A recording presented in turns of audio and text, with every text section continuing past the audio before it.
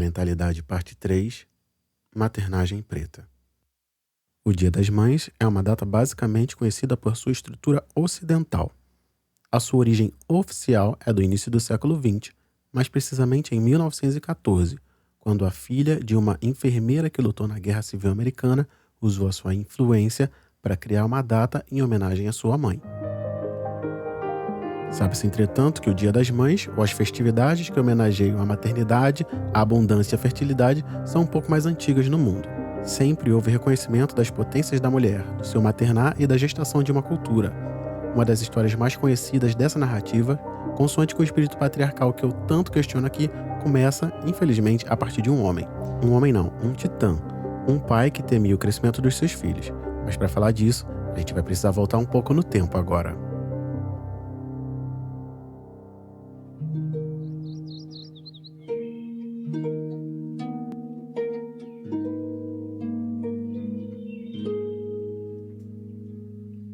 De acordo com a mitologia grega, Urano, que representa o céu, e Gaia, que representa a terra, dão luz a Cronos e Reia.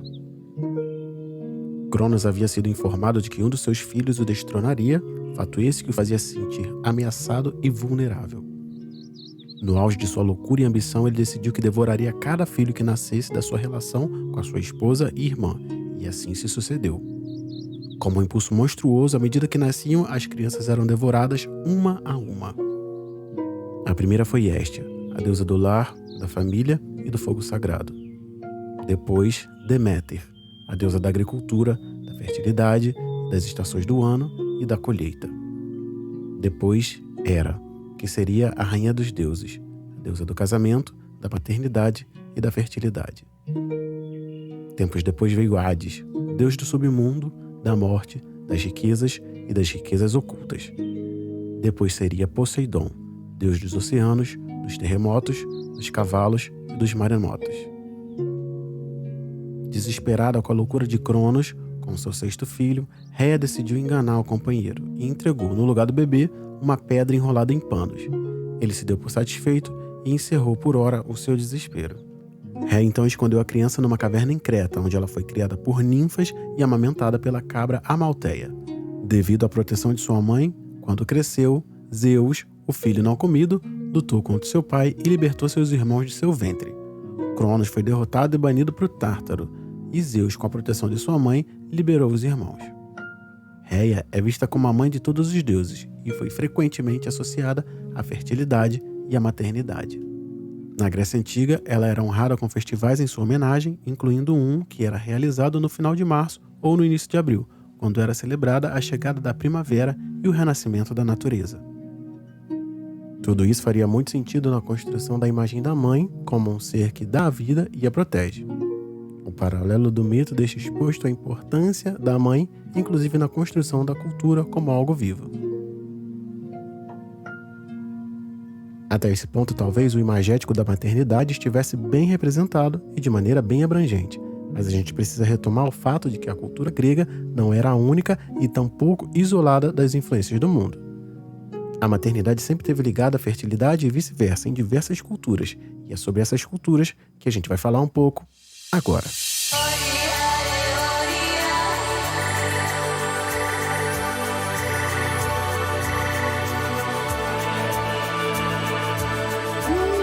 A crença da deusa mãe é uma ideia que se estende por muitas culturas e religiões de todo o mundo, desde a antiguidade até os dias atuais. Acredita-se que a deusa mãe seja a divindade feminina que representa a fertilidade, o amor, a maternidade, a criação e a proteção. Ela também tem sido associada às práticas religiosas pagãs, como o culto da deusa Wicca e outras tradições ditas neopagãs. Em muitas dessas crenças, a deusa mãe é vista como uma força criativa e divina que permeia toda a natureza e é vista como um símbolo de poder feminino e capacidade de dar a vida. E a seguir eu compartilho uma lista das divindades mundiais que são ligadas a essas duas propriedades, a fertilidade e a maternidade. A primeira é Ísis, de Kemet, que foi te apresentado como o Egito Antigo. Ela é a deusa da fertilidade, da maternidade e protetora das crianças. Ela era considerada a mãe de todos os faraós e a protetora da realeza. Ela era representada amamentando o filho Horus e frequentemente associada à lua crescente. Em seguida vem Pachamama, da cultura andina, é a deusa mãe da terra, responsável pela fertilidade, o sustento e a harmonia da natureza. É uma divindade muito respeitada nas culturas andinas, especialmente no Peru e na Bolívia, onde ainda é cultuada em festivais e rituais. A próxima é Coatlicue, do México Antigo. É deusa asteca da fertilidade, da maternidade e protetora dos nascimentos. Ela é representada como uma mulher vestida com uma saia de cobras e um colar de corações humanos e as mãos decepadas. A próxima é Iemanjá, que é do candomblé e das religiões afro-brasileiras. É uma divindade iorubana associada à maternidade, fertilidade, o amor e protetora dos lares. É cultuada principalmente no Brasil e na Nigéria. É considerada a mãe de todos os orixás e é frequentemente representada como uma sereia. Da mitologia Ewi e das religiões africanas, Mao é a deusa mãe. Ela é associada à fertilidade, à maternidade, ao amor e protetora da vida. Ela é considerada a mãe de todos os seres humanos e animais. É frequentemente representada como um sol em sua mão direita e a lua em sua mão esquerda. Da mitologia Fon e de outras religiões africanas, vem Nanã. Ela é a deusa mãe das religiões africanas Fon. É associada à fertilidade, à maternidade, ao amor e protetora da vida. É considerada a mãe de todos os seres humanos e animais. É frequentemente representada como uma anciã com longas tranças de cabelo branco e um bastão. Ala, que é uma divindade nigeriana da mitologia Igbo, é a divindade associada à maternidade e à fertilidade. Ela também é associada à terra, à colheita, à cura e à justiça. De acordo com a crença Igbo, Ala é a deusa da terra que dá vida e sustenta todos os seres vivos. Ela é considerada a mãe de todos e é responsável por garantir a prosperidade e a continuidade da vida. Por último, mas não menos importante, muito pelo contrário, em uma posição de destaque, eu vou falar daquela que no Brasil é associada diretamente ao cuidado, à maternidade e à vaidade. Aquela que cuida dos demais sem, contudo, deixar de olhar para si. A rainha das águas doces, Oxum.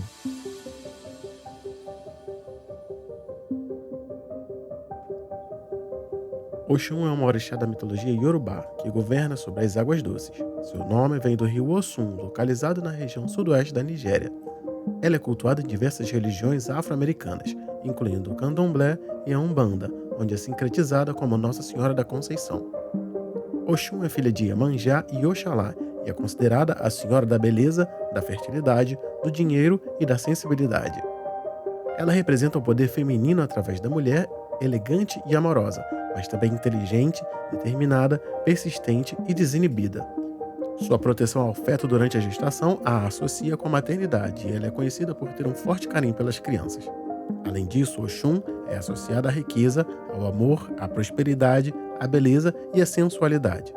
Ela é dona do ouro e das pedras preciosas, sendo cultuada como a rainha da nação Ijexá e também tendo o título de Alodê, o que significa Senhora da Sociedade. Elas também têm relação com os Ibejes, que são divindades gêmeas da fertilidade, e a sua imagem é frequentemente representada por uma mulher africana elegante, adornada com joias de ouro, sentada à beira de um rio, segurando um espelho dourado e amamentando um bebê ao colo. Com tantas características, seria impossível dissociar Oxum da maternidade. Mas para falar um pouco mais de maternidade, agora a gente vai ouvir as palavras da nossa convidada. Maternidade é uma palavra que eu rejeito um pouquinho, sabe? Porque a maternidade ela é uma coisa meio que passiva, né? A partir do momento que você gestou uma criança, que você botou uma criança no mundo, ou ainda que você adotou uma criança, você já está exercendo a sua maternidade. Mesmo se você não estiver se preparando, se você manteve a criança alimentada, deu banho, enfim, colocou na escola, você já está exercendo a maternidade, né? Eu sempre falo de maternagem, por isso o nome, inclusive, do meu perfil era para ser Maternidade Preta, e aí pensando sobre isso, eu optei por maternagem. Maternagem é uma coisa mais ativa, é aquilo que você se prepara, é aquilo que você tem intencionalidade, né? Vai além de manter uma criança viva. Que tipo de criança você está colocando no mundo? Que tipo de pessoa você quer ajudar a formar? Que tipo de cidadão você quer que ela seja? Lógico que as crianças não vão aí dar conta de suprir todas as nossas expectativas, mas minimamente a gente tem um filho, a gente quer que ele seja uma pessoa decente, que ele seja honesto. Enfim, a gente tem intenções nessa criação, né? E aí eu vejo a maternagem nesse sentido de você pensar sobre o tipo de pessoa que você está ajudando a se formar. E no meu caso, eu vejo que, sendo uma mulher preta, eu preciso inevitavelmente pensar o quanto o racismo atravessa as vivências da minha família e de todas as pessoas à minha volta. Então, a minha intencionalidade com a maternagem tem que passar por isso, tem que passar pelo recorte de raça. Então, maternar é criar uma criança antirracista, maternar é criar uma criança preta empoderada, né? Do ponto de vista da mãe preta que sou, é criar uma criança empoderada, consciente e valorizando as suas raízes, orgulhosa das suas tradições, da sua cultura. Maternar é sempre promover essa valorização para mim, né? Não é só trazer a criança honesta e feliz e bem educada e bem alimentada. É criar uma criança preta potente. É se dar conta de que você não pode simplesmente assistir a criança crescer, né? A gente dá trabalho pra caramba, requer estudo, que eu acho que é uma coisa super importante que a gente se deixa levar, né? Com essa ideia de que maternidade vem com instinto. A maternidade pode até ser, mas a maternagem não.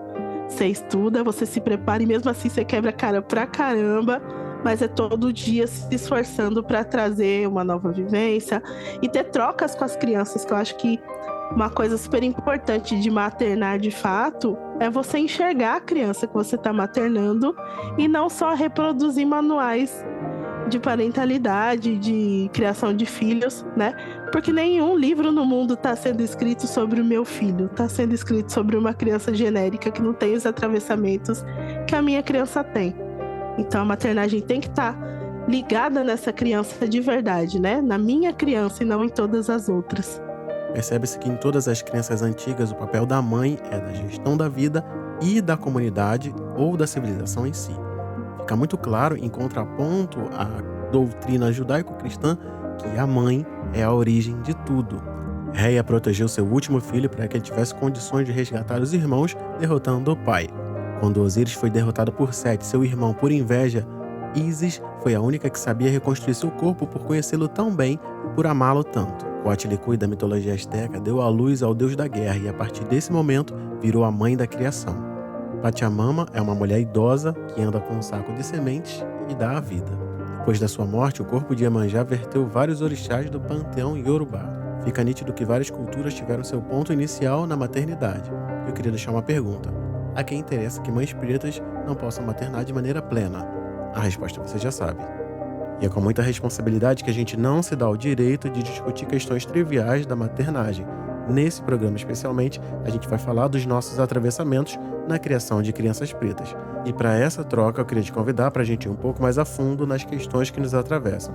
Afinal de contas, não existe uma maneira universal de se criar filhos. Por isso, hoje, a gente vai falar da maternagem preta.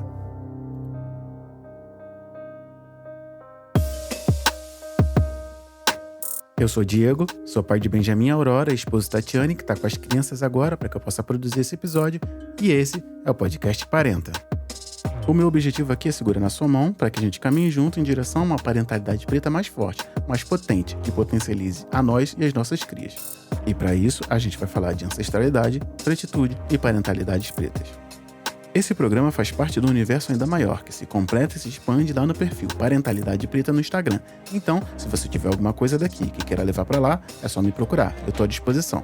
E hoje, a gente vai falar com a Sara, do perfil Maternagem Preta.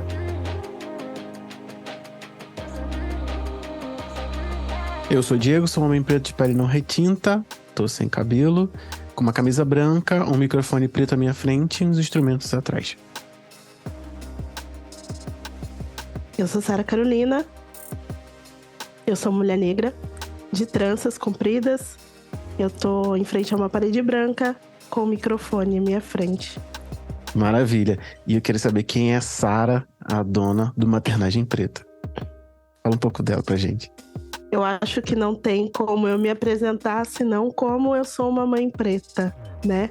Parece que é uma descrição simples, mas na verdade não é. Cabe muita coisa nessa pequena frase aí. Ser mãe, em primeiro lugar, né? Essa é aquela que cuida, aquela que provê, mas é aquela que ensina e aquela que sofre também pelos filhos. E sendo a mãe preta aí, sofre dobrado, sofre triplicado, sei lá quantas vezes. Eu me considero, antes de tudo, uma mãe preta, e não só no sentido da mãe dos meus filhos. Você sabe que pessoas pretas costumam criar os seus filhos coletivamente, né? Sim. As famílias pretas, as comunidades pretas. Uhum. Então eu materno não só os meus filhos, eu materno os meus irmãos, eu materno as minhas amigas, e eu me sinto confortável nessa posição. Não quando me colocam nela, mas quando eu me sinto à vontade para maternar. Porque maternar é cuidar, é ensinar, e eu gosto disso, e faz parte da minha personalidade, o cuidar, né? Na minha religião, eu sou de um orixá que cuida, de um orixá que é mãe, eu sou de Oxum. E mãe Oxum cuida, e assim como minha mãe, eu cuido daqueles que estão comigo e daqueles que me acompanham, sejam fisicamente e agora no virtual também, porque é mais ou menos isso que eu sinto. Tô criando conteúdo, mas não como agregar pessoas me seguindo, é criando uma comunidade. É verdade, e eu sou suspeito pra falar, né? Mas isso é tácito, não precisa nem sair do virtual, a gente sente, né? Quem tá acompanhando sente. Eu acho que isso é muito importante, foi muito importante pra gente fazer essa troca, é primordial pra gente fazer essa troca, mas é algo que não pode fugir. Eu sinto, né, e tava falando inclusive isso, que é o grande encontro, assim, pra mim, no podcast Parentalidade Preta, é o encontro que dá vulto a tudo isso que a gente tá tentando fazer, principalmente quando você fala nessa formação de comunidade, né? Eu gosto muito de pensar isso, e quem te acompanha sente. Então, pô, muito maneiro, muito bacana. Que é aquele ditado que para criar uma criança a gente precisa de uma aldeia, e eu sinto que essa aldeia está sendo criada, e antes ainda da gente ter alguma troca, a gente já fazia parte dessa aldeia, porque as pessoas me falavam como se a gente fosse próximo, se você fosse um parente meu, sabe? As pessoas sempre fizeram essa associação do nosso conteúdo, eu acho isso legal, Isso é porque é muito entender legal. que a gente está falando da mesma coisa sobre pontos de vista diferentes. Aham. E eu ouso dizer até complementares, né? Que eu acho que é o mais legal. Isso. Maravilha. Eu vou chamar um intervalinho e a gente já volta.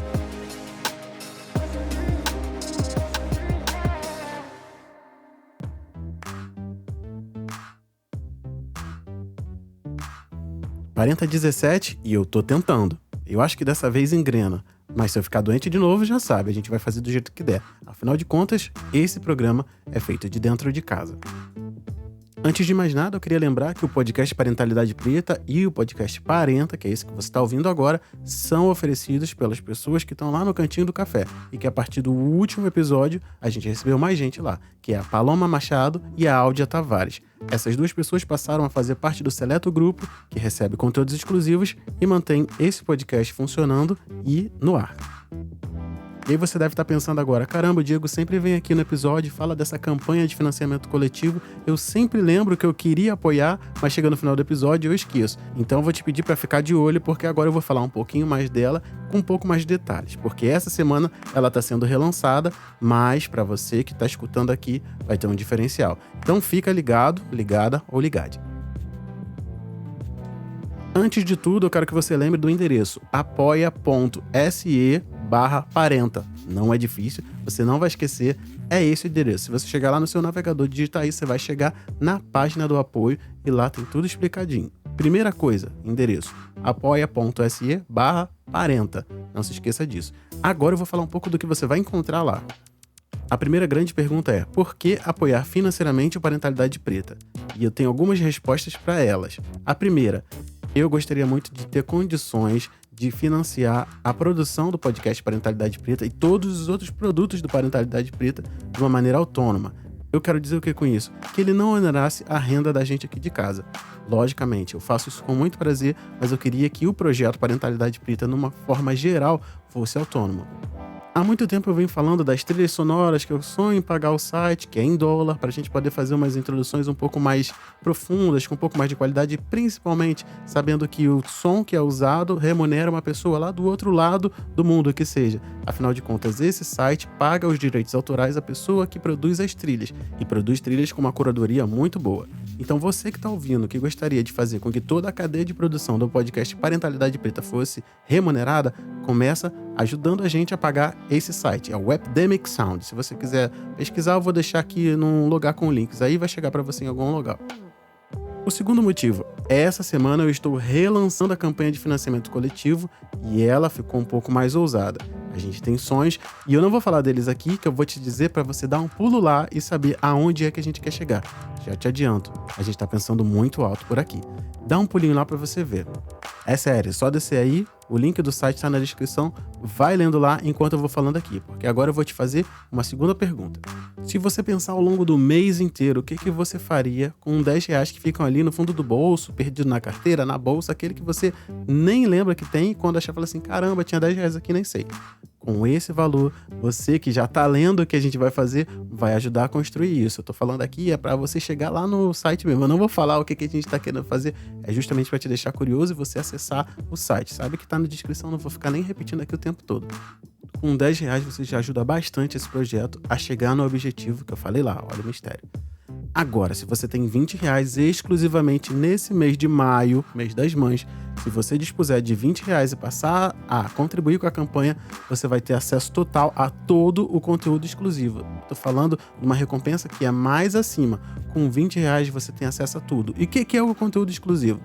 Você ganha direito a uma newsletter quinzenal exclusiva, você vai ganhar acesso aos episódios expandidos, que não é esse que você está ouvindo aqui agora, onde algumas perguntas só são respondidas lá. Então, apoiando com esse valor, você vai ter acesso a esse conteúdo que é restrito para quem apoia financeiramente o Parentalidade Preta. Eu queria que você tirasse 3 minutinhos e desse uma olhada na campanha, ela tá bem bonita, a gente tá com objetivos bem ousados e eu tenho certeza que a gente pode. Se você dispuser de um valor mínimo, R$10, já vai ajudar muito pra gente. Agora, considere apoiar com a recompensa recomendada, ela vai pocar lá pra você, vai aparecer de cara. E aí você ajuda o Parentalidade Preta a atingir esse objetivo que nos permitiram sonhar. Então dá uma chegada lá no apoia.se/parenta e saiba um pouquinho mais. Aproveitando esse bloco de recados, eu queria te dizer que tá no ar o resenha especial Maternidades Pretas. Olha, eu tenho recebido uns feedbacks de gente dizendo que chorou do início ao fim, que não acreditava que fosse encontrar falas tão potentes e tão revolucionárias naquele programa. Eu, particularmente, esperava muito desse programa, mas ele superou milhões de vezes a minha expectativa. Então, se você ainda não ouviu o resenha especial Maternidades Pretas, aproveita essa semana do Dia das Mães, não saia dela sem ouvi-lo. É um recado que eu te dou. Tá muito sinistro.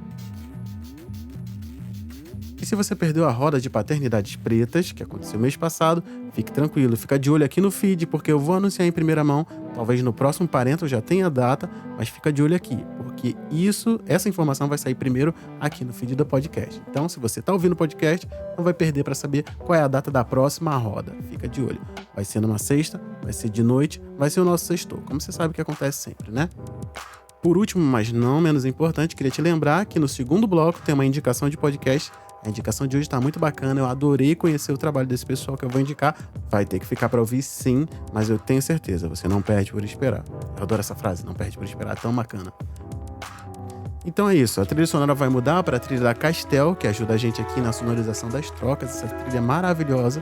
E a gente vai pra troca, finalmente, com a minha amiga, com esse encontro tão esperado, Sara, do Maternagem Preta. Te encontro daqui a pouco. As pessoas às vezes querem fórmulas, né, de fazer, e aí quando a gente ainda leva a parentalidade, quando a gente leva a criação para esse local onde a gente escolhe por enxergar os atravessamentos pelos quais a gente passa e nossos filhos passam, parece que tem que ter a fórmula, né, de como é que eu vou fazer, eu não sei como é que eu vou fazer e tal. Eu penso nisso o tempo inteiro, né. Eu não caí nessa armadilha porque eu já assentei nessa conversa com essa ideia de que eu não vou passar dicas de como fazer. apesar de ter essa questão, né, quando você fala de parentalidade, e aí algumas pessoas ainda levam para essa questão da educação parental, enfim, de dar dicas de como fazer isso, como é que eu vou fazer, se isso, se aquilo. Mas não, a gente está vivendo, sabe? Essa construção diária já é o projeto dando certo. A gente ainda está aqui fazendo. Isso. A gente tá aqui fazendo, Exatamente. falando. Não tô com um processo pronto, né? Sim, a gente sim. tá desenvolvendo e colocando em prática ao mesmo tempo. É doido, mas eu acho que é importante que seja assim, justamente para que a gente tenha essa devolutiva, né? E entender o que faz sentido para a criança e para a família, e para a rotina da família, para a realidade da família. Eu fico sempre assim, naquela linha muito tênue e muito difícil de se equilibrar entre até onde eu consigo orientar sem cair na armadilha de dar dicas, porque se você tá tendo dicas, se você tá seguindo o manual, você não tá exercendo a maternagem. Você não tá maternando. Quem tá maternando seus filhos é quem tá dando a dica. Exatamente. Então eu sempre tento fazer esse contraponto, mas é muito difícil, porque infelizmente toda agitação, falta de tempo, várias questões que atravessam aí, mulheres que trabalham e tal, faz com que elas procurem esse manualzinho pronto, né? Sim. E aí eu falo, amiga, não vai rolar. Não pode ser assim. Sim. Porque eu não conheço a tua criança como você conhece. Exatamente. Como é que eu vou te dar 5 dicas pra fazer seu filho comer na hora do almoço, sabe? É o tipo de coisa que... eu acho que isso é dividido em tantas camadas pra trazer pra essas conversas e como você desenvolve, como a gente percebe que você desenvolve, de não ter esse tipo de coisa e quebrar essa expectativa que as pessoas têm. Pô, vou ali ver como é que eu falo como é que eu falo de educação antirracista. Se você parar pra pensar, quem acompanha o seu conteúdo não vai chegar ali e encontrar um post de 5 dicas de como fazer isso na escola, 5 dicas de não sei o que, 5 dicas... Porque é isso que você tá falando, né, cara? Não dá, são as minhas crianças. Eu tô compartilhando as vivências que eu tenho com elas, então... Sabe? Exatamente. Eu sempre, inclusive, tento fazer, né, com que eu consiga sempre falar da minha experiência, e aí o que a pessoa sentir que serve para a realidade dela, ela vai aproveitar. Vou te dar um exemplo, porque é uma coisa que hoje de manhã aconteceu comigo. Uma pessoa entrou em contato comigo e falou, pô, eu acompanho esse conteúdo já tem mais de 1 ano, e você falou sobre quando começa a falar sobre racismo, e aí eu não cheguei e falei, olha, tem que ser nessa idade. Eu falei, com o meu filho mais velho foi com essa idade, com a do meio foi essa, e com o pequeno foi esse, por tais motivos, né? Não dou a idade limite para falar sobre racismo. E aí ela me falou assim, e eu aproveito muito as suas dicas, mas eu queria que você fizesse um roteiro da conversa que eu tenho que ter com o meu filho. Eu falei, não, nunca, não dá, cara. Sabe, é surreal você pensar que o meu filho, que mora aqui na Quebrada, em São Paulo, sim, que tem uma vivência muito específica, vai entender esse assunto do mesmo jeito que você, sim, pai de uma criança branca de classe média, sabe? Sim. Isso é apagar a história da tua criança, é invisibilizar a criança, não pode ser feito. Sim. Muito, muito importante esse contexto, né? Esse contexto, não tem outra palavra. Eu não vou te dar um manual pro seu filho que não é igual ao meu pra você falar sobre racismo com ele, porque de repente, só de repente, o meu sofre e o seu tá no lugar de quem produz, então... Então, só por aí já vai ser uma conversa bem diferente. Pode crer. E eu acho que era algo que a gente estava até conversando aqui nos bastidores, e eu acho que é importante a gente pontuar nessa altura do campeonato, aproveitar que nós estamos no começo. Essa conversa, sim, vai começar falando sobre racismo, porque a gente já dispensou algumas formalidades para essa troca aqui no Parentalidade Preta. Então a gente já vai falar, sim, de racismo mesmo, não é reduzindo a nossa troca a isso, mas é o ponto de partida para a gente começar essa construção aqui com essa troca que eu tô fazendo com a Sara, beleza? Pra quem achar que, chamou pra falar de racismo? Sim, chamei. Mas digamos que eu posso, e a gente pode trocar nesse nível. Então, a gente vai continuar a nossa troca falando sobre esse assunto aplicado à maternagem e a gente vai trocando aqui dentro da parentalidade. Eu vou para a próxima pergunta. Eu queria saber por que a gente deve falar de racismo com as nossas crianças. As pessoas têm uma visão muito romantizada da infância, né? De que crianças não entendem conceitos difíceis, de que crianças não processam emoções difíceis. Elas processam diferente, mas elas processam. E eu acho que a criança que é criada com honestidade, ela tá sempre mais pronta para a realidade, né? E aí, quando eu falo de romantização da infância, eu tô falando de uma infância branca, é claro.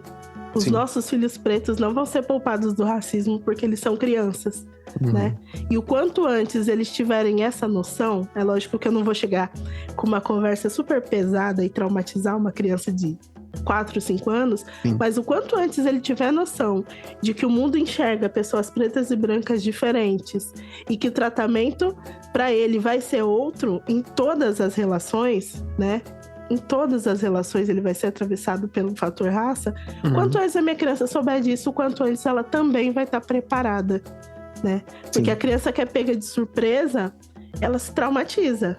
Porque é um evento traumatizante para qualquer pessoa. E para as crianças ainda mais. Então eu acho que é uma questão de segurança, de sobrevivência mesmo, falar o quanto antes, com a maior honestidade possível, né? Conversas difíceis também precisam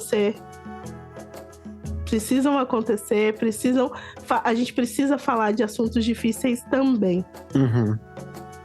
Como você falou, né?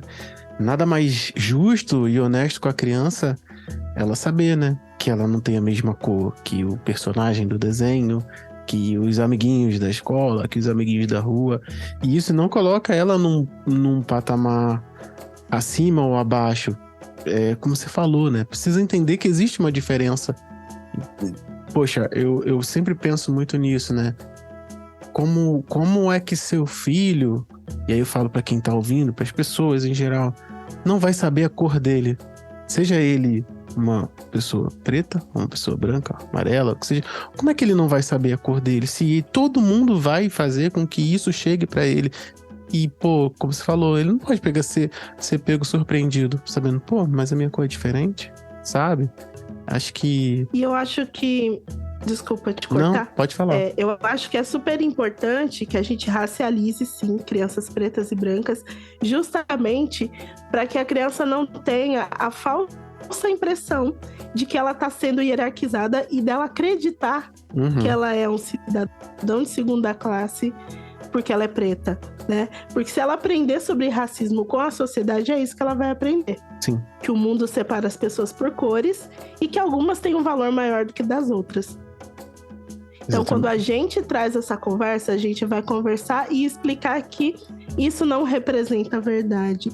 Isso não é uma valorização ou não da raça dela. É uma diferenciação, mas que não vai interferir no quanto ela pode ser potente, no quanto ela pode ser grande. Enfim, para que a criança não internalize os valores racistas que a sociedade ensina para ela. Sim, de verdade. Eu acho que apesar de sempre ter o que falar a respeito disso, eu acho que isso condensa muito essa necessidade, né? Que não é uma necessidade simples, não é... Principalmente para quem não tá nem conseguindo entender a sua própria e já passar para os filhos. Então, quando a gente tenta fazer esse tipo de conteúdo, agregando essas ferramentas, falar, beleza, veja toda a potência que existe, né? Na sua cor, veja tudo que tem e a gente pode... Como você falou brilhantemente, vamos partir falando de raça, falando das potências, que a gente já entra com uma outra vivência, né? Lógico que a gente não pode deixar que a nossa história seja definida a partir de uma mácula, então a gente vai achar sempre que é vítima. Então vamos aqui falar de cor, mas vamos falar de cor a partir das potências, das coisas grandes que aconteceram. E com certeza, um menino que cresce se identificando com um super-herói, ele vai achar que ele pode chegar mais perto. Então a gente tem muitos muitos exemplos para dar e a gente vai sempre estar explorando isso, né, nessas construções. Eu vou para a próxima pergunta. Eu queria saber de você por que uma criação afetuosa combate o racismo. Eu sou professora de história, então tudo para mim tem uma raiz histórica. Eu vou avisar isso porque eu sempre vou falar de uma perspectiva histórica. E historicamente nunca teve um estudo, nunca teve uma atenção, nunca teve uma percepção de que existe uma infância negra, né? Crianças pretas no Brasil, isso eu tô falando de Brasil, né? Em África, sim, você tinha a infância negra e ela era muito respeitada, porque infância é a continuidade. Então, assim, na África é uma outra perspectiva, mas quando a gente chega no Brasil colonizado, onde pessoas pretas são vistas como mão de obras apenas, as crianças negras são vistas como mini trabalhadores, né? Então, nunca se foi pensado um tratamento diferenciado para essa criança negra. Então, historicamente, não existe afeto. Sempre foi enxergado como um ser menor, tanto em tamanho quanto em importância, e por conta disso, não digno do afeto. Isso sempre fez com que a criança não desenvolvesse o amor próprio, não desenvolvesse a consciência da sua humanidade. Isso é uma coisa que a gente vê, inclusive, se perpetuando aí no pós-abolição e chega até hoje. Tem pesquisas falando sobre o quanto crianças, já na educação infantil, se enxergam quanto menos inteligentes, menos bonitas, porque nunca é despendido afeto para elas. Ninguém nunca tem uma palavra de afeto, ninguém tem um gesto de afeto. É sempre uma tentativa de se afastar da criança negra, né? Porque se vê nela um potencial adulto negro. E o que a gente vê num adulto negro? Um potencial marginalizado, um potencial bandido. E a criança é isso que as pessoas veem em geral na criança preta, seja um professor, seja um policial. E quando a gente cria os nossos filhos com afeto, elas são conscientes do quanto elas são amadas, do quanto elas são importantes e do quanto elas têm potencial para ser aquilo que elas querem ser.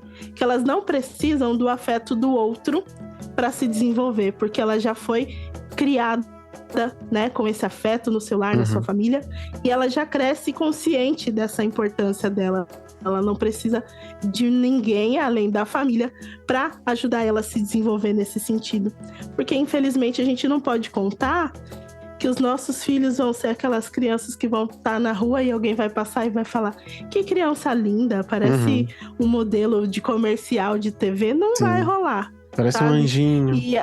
Isso, nossos filhos nunca vão ser comparados com anjinhos. A gente não pode esperar isso.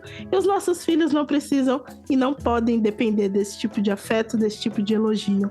Na escola, professores, tem várias aí pesquisas, tem dados sobre isso, né?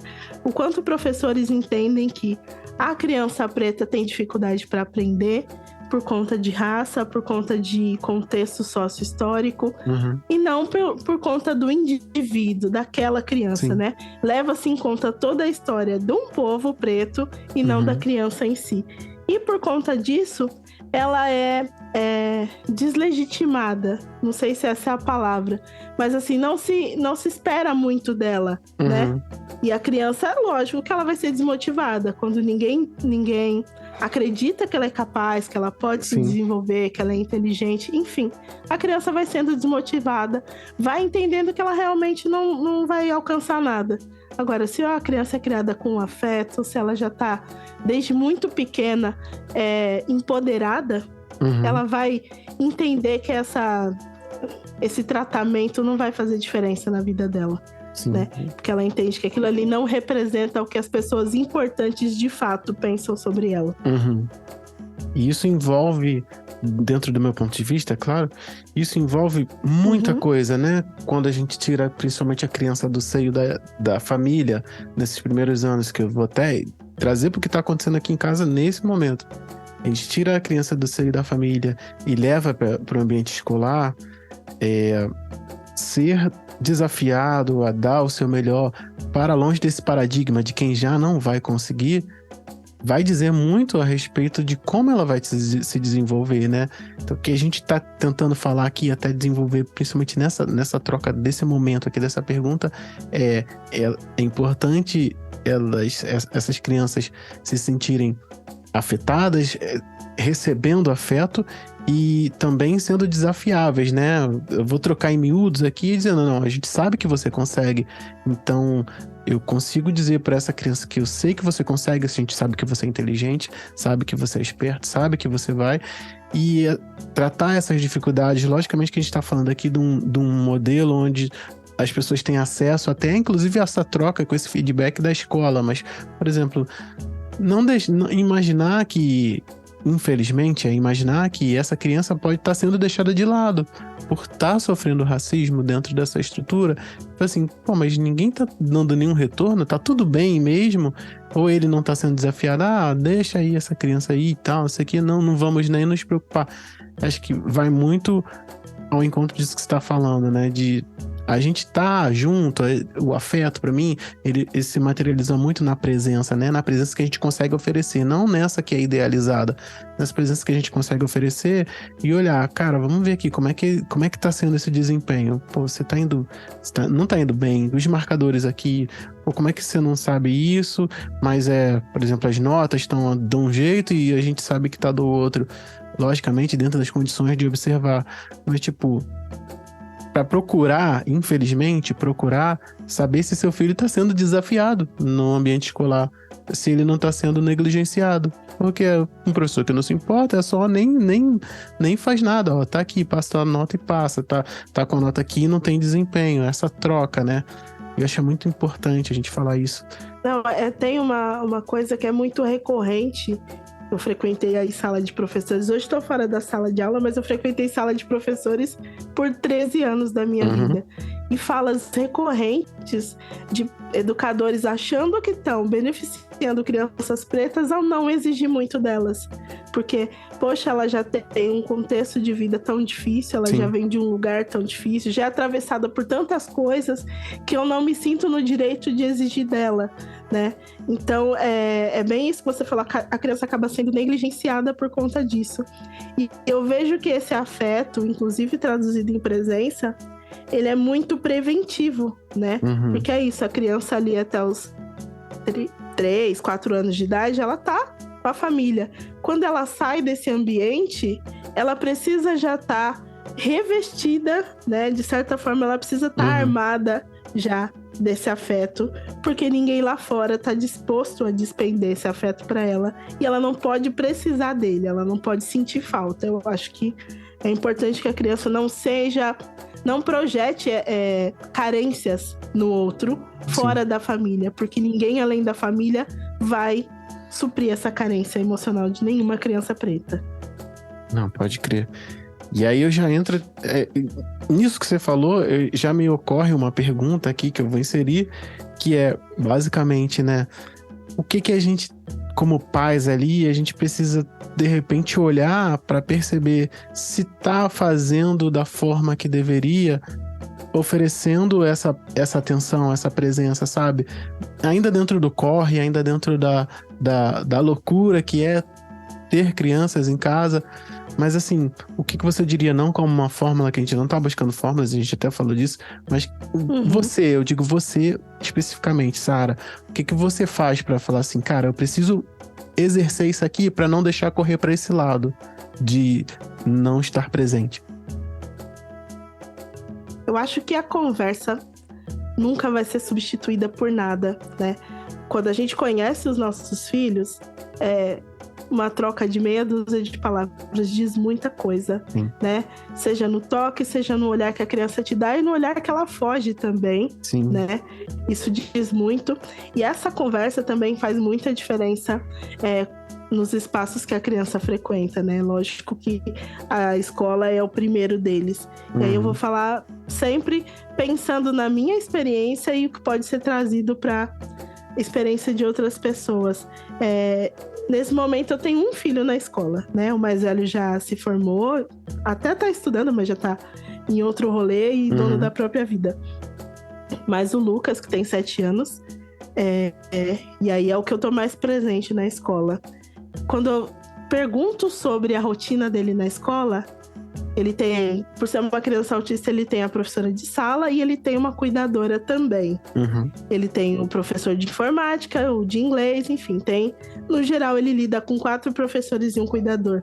E tem professores que conseguem me dar conta da rotina dele. E tem professores que não conseguem. Tem professor que não sabe, depois de 2 anos, que o Lucas é uma criança autista. Né? Então, isso te dá indícios, né? E é importante, e eu não vou falar que eu sou aquela mãe que tá o tempo todo na escola, não. Eu tento não ser, porque infelizmente a gente, enquanto mulher preta, lida sempre como uma mãe barraqueira. E eu fujo desse estereótipo, não porque eu tenho medo dele, né? Mas porque eu quero usá-lo quando eu realmente precisar, né? Porque eu sei que em alguns momentos a gente precisa assumir essa postura mais combativa. Mas enfim, eu não sou aquela mãe que tô todos os dias na escola, inclusive por conta de outras demandas. Mas eu consigo, assim, muito tranquilamente, numa conversa, você entender se o seu filho conhece aquele professor de fato e se o professor conhece o teu filho, né? Com perguntas simples sobre a rotina, sobre o que ele tá comendo na escola. Porque às vezes a pessoa nem lida diretamente com o meu filho, mas ela tem o afeto, né? Que nem sempre é despendido, mas pessoas pretas, por coincidência, a cuidadora do meu filho é uma mulher preta, né? E ela sabe da rotina dele, inclusive quando ele não tá com ela. Porque o cuidado dela se estende, né? Além de onde ela precisa ir. E a gente consegue identificar isso. Eu acho que, pensando aí em pais, mas que tem uma rotina muito mais complicada do que a minha, que não conseguem estar presentes ali o tempo todo na escola, mas é importante que a escola tenha uma comunicação com a família. Isso é uma coisa que a gente, às vezes, deixa de lado, porque é custoso você cobrar a escola. É difícil, né? Mas a gente tem que cobrar, a gente tem que estar lá presente. E se precisar ser a pessoa chata, seja essa pessoa chata. Liga na escola todos os dias, se você quiser. Porque a escola precisa entender que enquanto ela não estiver dando conta de fato dos teus filhos, enquanto ele tá lá, é sinal que ela não tá fazendo um trabalho efetivo. E é sinal que ela não tá enxergando a potencialidade do seu filho ou aquilo que ele ainda não alcançou também, né? Porque é muito importante sempre a gente ter essa perspectiva do que o que pode ser feito e que ainda não tá sendo feito, o que ele ainda não alcançou. Mas a escola também precisa ter a sensibilidade de falar só que ele não tá afim, tá tudo bem, nem todo mundo vai ser o melhor aluno de matemática e tá tudo bem assim, mas a gente entendeu que ele chegou no melhor que ele pode, né? Que isso também faz parte da sensibilidade do educador e da escola. Exatamente. No final, né? Inclusive, eu não vou nem dizer no final, inclusive, a gente só quer saber que nossos filhos estão sendo bem tratados no local onde eles vão quando saem da nossa casa, né? Hoje é uma coisa que, com tudo que a gente tem visto aí, né, de notícias sobre escola e como o ambiente escolar tem se tornado cada vez mais violento, e para crianças pretas ainda mais é isso. A gente quer que os nossos filhos sejam acolhidos, estejam num lugar seguro, porque déficit de aprendizado a gente recupera, né? Mas o emocional é muito mais difícil. Então, assim, se os nossos filhos estiverem sendo acolhidos, todo o restante a gente faz o corre. Mas eu acho que a segurança tem que estar em dia. Isso tem que estar em dia. Não, com certeza. E quando você falou ali de déficit de aprendizado e segurança emocional, passou um filme do que tem acontecido ultimamente aqui em casa. E isso a gente vai em outra conversa. Mas é basicamente isso mesmo, cara. Obrigado. Nessa altura do campeonato, a gente falou um pouco a respeito das coisas que acontecem em relação ao pagamento histórico. E aí eu perguntei a Sara o que o brasileiro não pode esquecer a respeito do racismo na construção social. E a resposta você encontra lá no Cantinho do Café. Quando a pessoa preto diz que foi racismo, foi racismo. Eu achei muito importante deixar o final da fala de Sara aqui para você entender o que aconteceu nesses quase 6 minutos de discussão a partir dessa única pergunta. E ele é o seguinte: a gente precisa avançar nisso, né? Eu me incomodo muito porque a gente vem nessa de que as coisas estão caminhando, estão melhorando e a gente está alcançando algumas coisas na discussão racial, mas a gente sempre avança no letramento racial. Todo mundo já entendeu que não existe racismo reverso, todo mundo já entendeu a treta da apropriação cultural, tá, beleza. Mas aí quando a gente fala, e agora a gente vai começar a contratar pessoas pretas em cargos de liderança, e agora a gente vai discutir violência policial, encarceramento em massa, não, aí a gente nunca avança. Isso é cansativo. E aí fica essa pergunta, né? Qual é o papel de quem tá ali como tutor, como cuidador, quem tá ali exercendo esse cuidado nessa construção, né? E agora, inclusive, nesse refinamento, ó, isso aqui também é racismo, isso aqui também é um atravessamento e tal. Isso me leva para a próxima pergunta, que eu queria saber qual a importância da maternagem, a maternagem, falando com mães, nessa construção. Então, quando eu tenho um curso para mães, né? A gente fala curso de pais, mas majoritariamente são mulheres. E elas chegam muito no curso achando que eu vou dar... São 17 aulas, então elas entendem que são 17 passos para criar crianças antirracistas.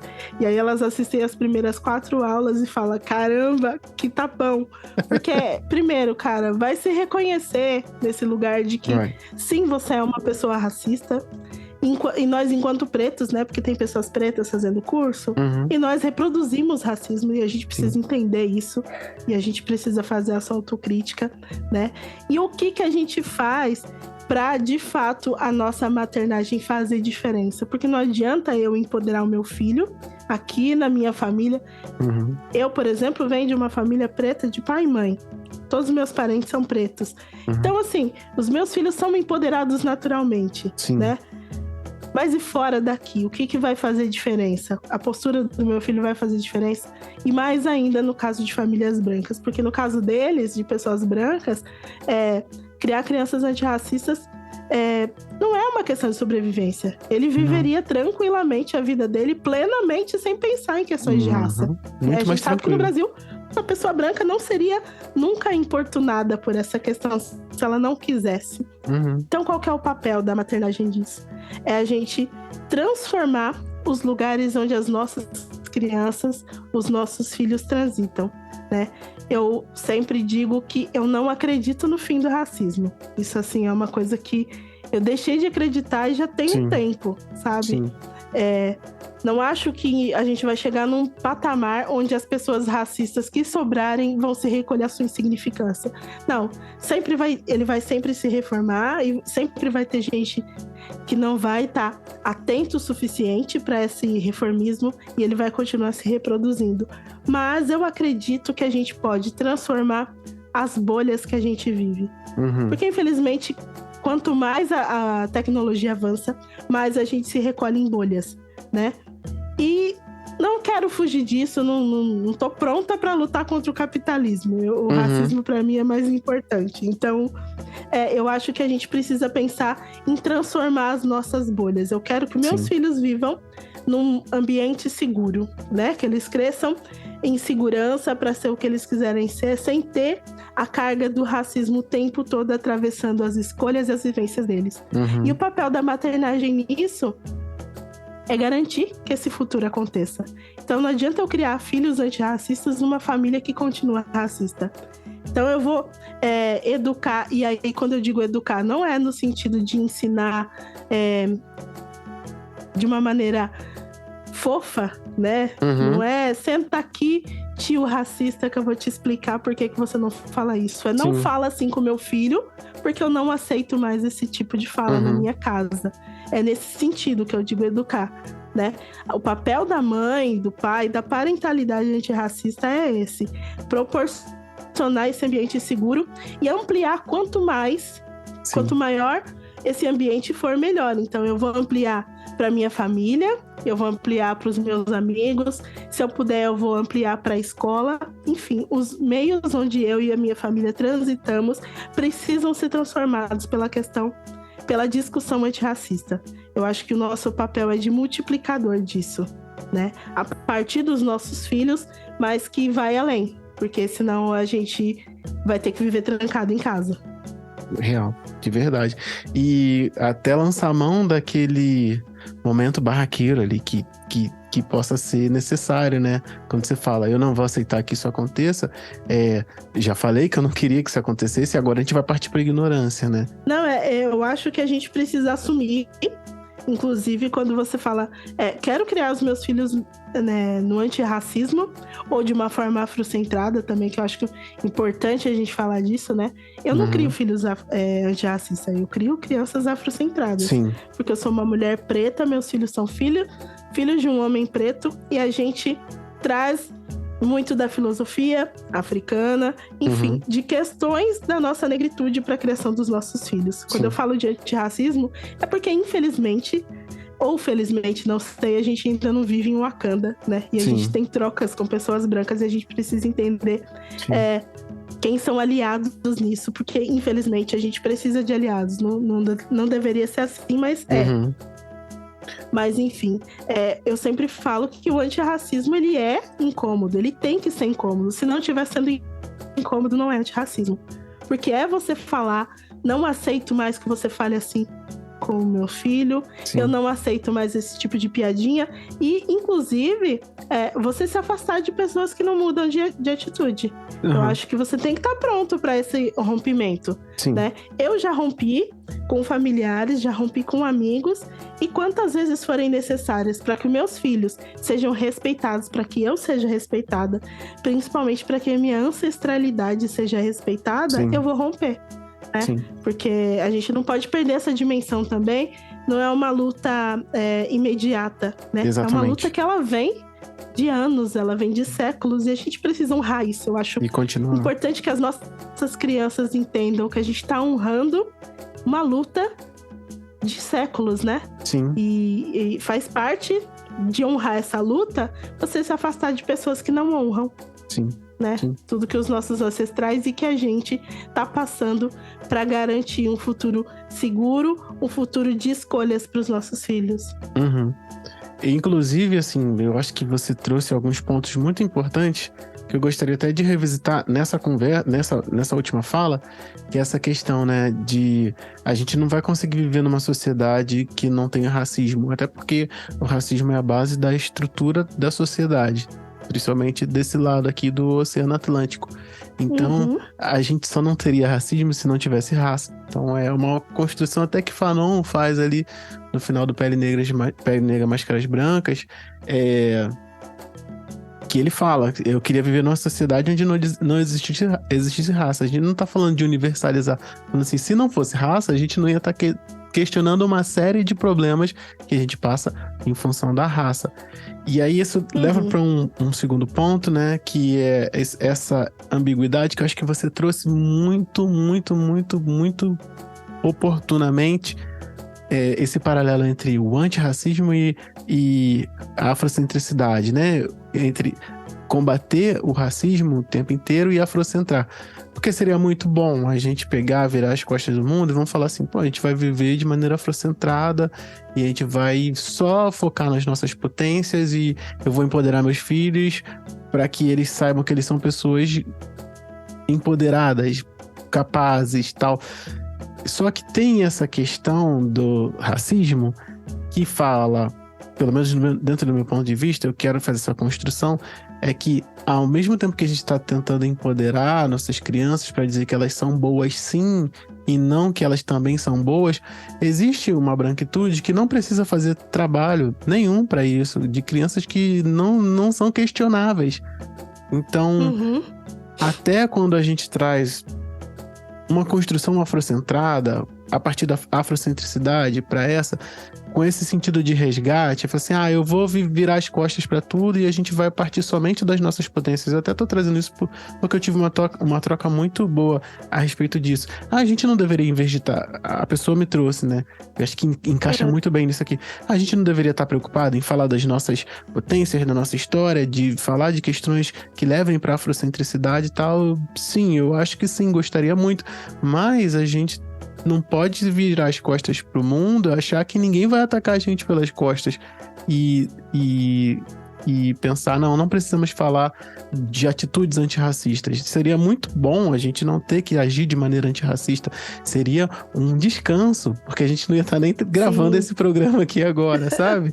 Mas não dá pra gente entrar nesse paralelo e achar que não, a gente não vai construir coisas a partir dos nossos atravessamentos, mas foram eles que nos trouxeram até aqui. Eu acho que é importante, sim, a gente lembrar que nós não somos tratados de maneira igual, e isso não é vitimismo, isso é uma realidade. E que se a gente for trazer para a infância, que é esse local onde a gente tem sempre caminhado, volta para essa questão que a gente está tratando até aqui agora. Via de regra, a branquitude, essa instituição, não precisa fazer serviços ou ter trabalhos para empoderar suas crianças, para que elas saibam que são talvez superiores nesse mundo.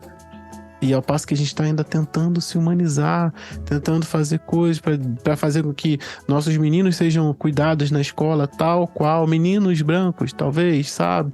Que também possam ter a possibilidade de ser dentro dessa colocação que eles acessam, príncipes também, sabe? Ser tratados com uma dignidade de quem carrega também o futuro de uma sociedade nas costas. Então é por isso que eu acho que é importante a gente ter essa conversa, né? Porque eu escolho com a minha família, por exemplo, frequentar espaços onde eu me sinto acolhida, né? Eu entendo que é importante a gente ocupar alguns espaços, sim, mas não todos, né? Sim.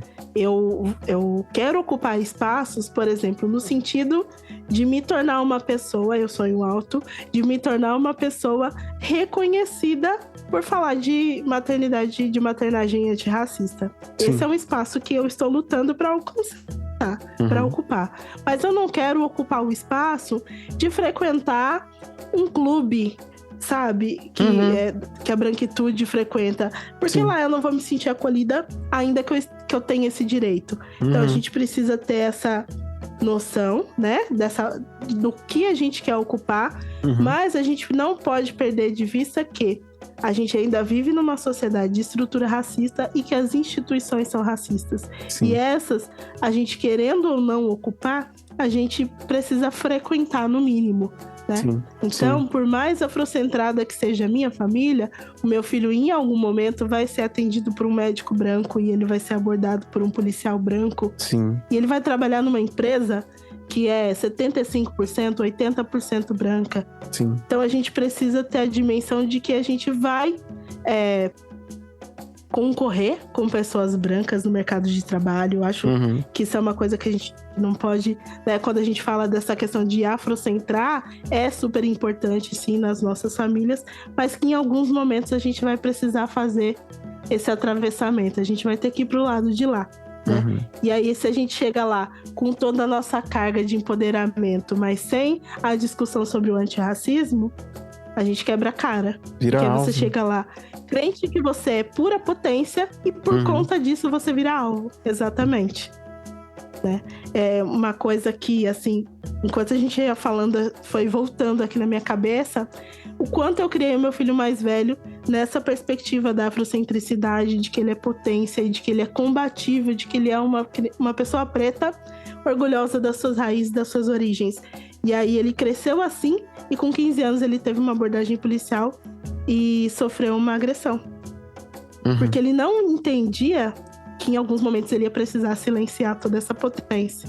Sim. Então ele olhou nos olhos de um policial branco que entendeu aquilo como uma afronta, como, sabe, como um desrespeito, né? Como ele ousava, sendo um menino preto, periférico, LGBT, e com todos os pensamentos dele, olhar nos olhos de um policial branco. E aí eu comecei a entender que eu precisava, assim, preparar meu filho para essas questões e de formas diferentes, né? Que o enfrentamento nem sempre ia ser possível.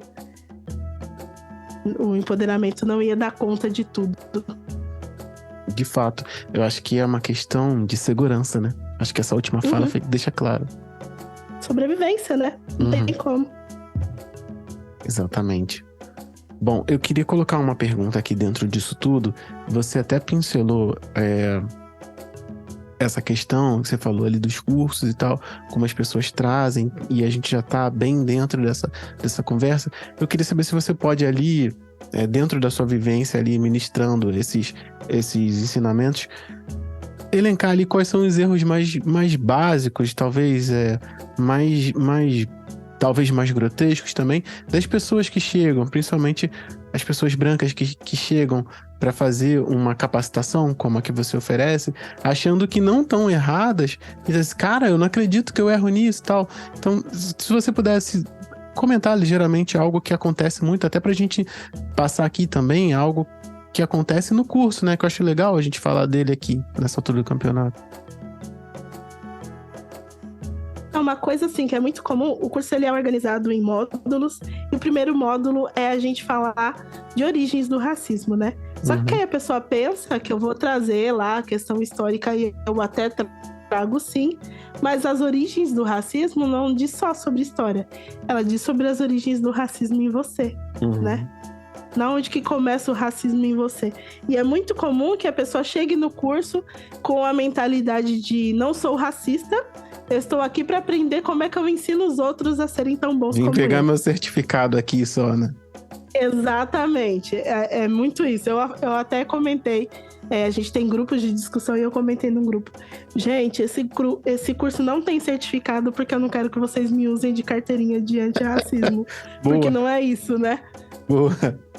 Mas é isso, a pessoa chega muito crente de que ela é antirracista 100%, e aí ela vai caindo na real de que, putz, é muito comum até a quarta aula as pessoas me chamarem pra conversar, pra repensar as coisas, pra fazer uma terapia rápida, assim.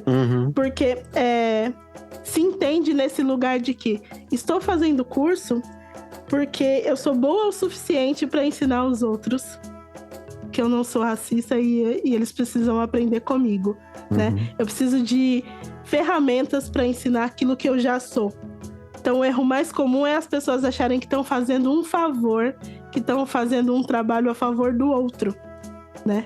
A ideia é sempre muito isso, que eu estou aprendendo, estou fazendo esse curso para criar os meus filhos dentro do antirracismo, uma coisa que eu sou naturalmente, mas eu preciso ensinar para o meu filho, ou para outras pessoas, nunca para si, né? Esse é muito comum, essa ideia de que eu estou salvando o outro, né? Sim. Eu falo, inclusive, no curso sobre o estereótipo do branco salvador, e aí uma galera se reconhece nesse lugar e fala, putz, que vergonha. E eu falo, não, eu acho que esse é o único lugar onde você não pode ter vergonha disso, que é importante você se reconhecer nesse lugar. Sim. Porque a partir disso vem construções. Mas eu vejo muito isso, né? Esse erro é muito comum de achar que praticar o antirracismo é um favor para o outro, quando na verdade é um favor para si. Né? Você está reparando aí o que toda a sua ancestralidade fez com pessoas pretas, né? E isso não é um favor para mim. Eu sempre falo que não é um favor para mim, gente. Isso não é um problema que pessoas pretas criaram. Tampouco a gente tem que resolver.